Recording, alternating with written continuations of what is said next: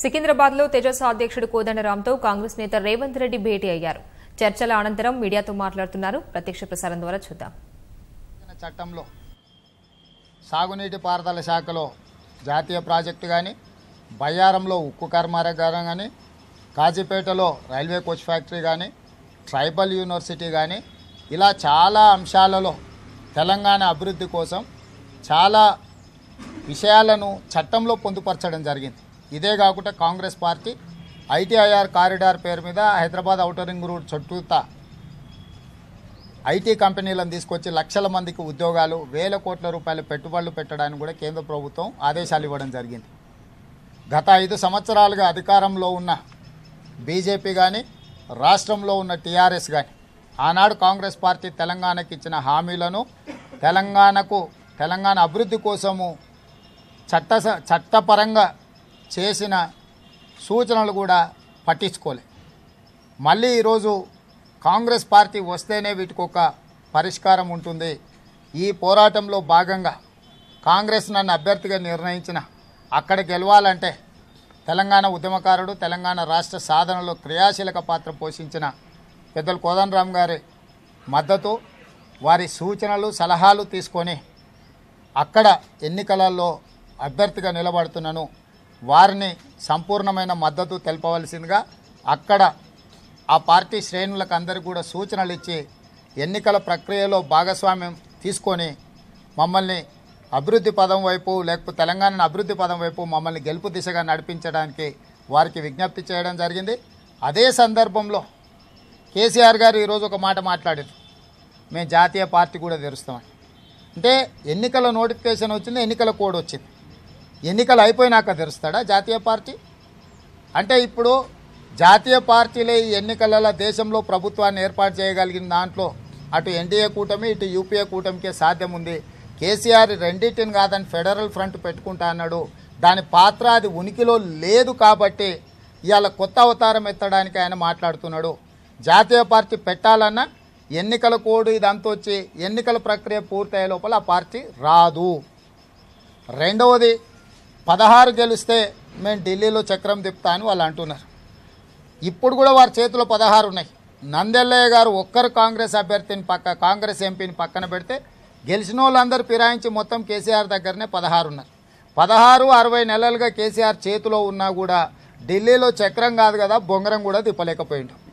ఇప్పుడు మళ్ళీ కొత్తగా 16 ఇస్తే ఏం తిప్పుతాడు?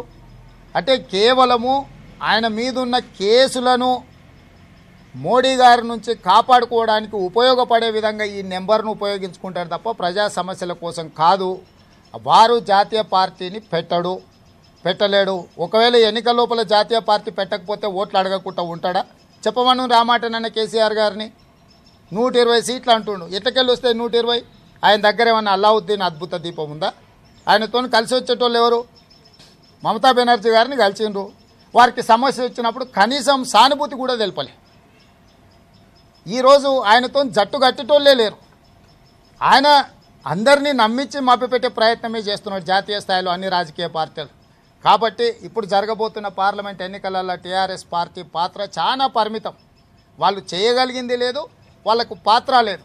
కాబట్టి కాంగ్రెస్ పార్టీకి సంపూర్ణమైన మద్దతునిచ్చి కాంగ్రెస్ పార్టీని రాబోయే ఎన్నికలలో గెలిపిస్తే కేంద్రంలో ప్రభుత్వం ఏర్పాటు చేసి రాష్ట్రానికి రావాల్సిన అన్నింటినీ రాబట్టుకొని తెలంగాణను అభివృద్ధి పదం వైపు నడిపిస్తామని చెప్పి వీటన్నిటిలో భాగంగా పెద్దల కోదండరాం గారికి మీ సమక్షంలో కూడా వారికి విజ్ఞప్తి చేస్తున్నాం.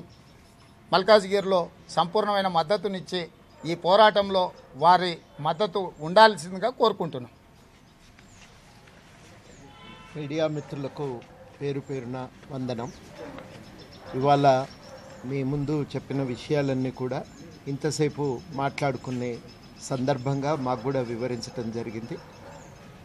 ప్రధానంగా తెలంగాణ జనసమితి ఇప్పుడు ఒక నిర్ణయం ఏం తీసుకుందంటే, మేము 2 చోట్ల 3 చోట్ల పోటీ చేసి మిగతా చోట్ల కాంగ్రెస్కు మద్దతు ఇస్తామనేది మాకు అధికారికంగా తీసుకున్నటువంటి నిర్ణయం. దాంట్లో ఇవాళ కొత్తగా మళ్ళీ మేము తీసుకోవాల్సింది కూడా ఏమీ లేదు.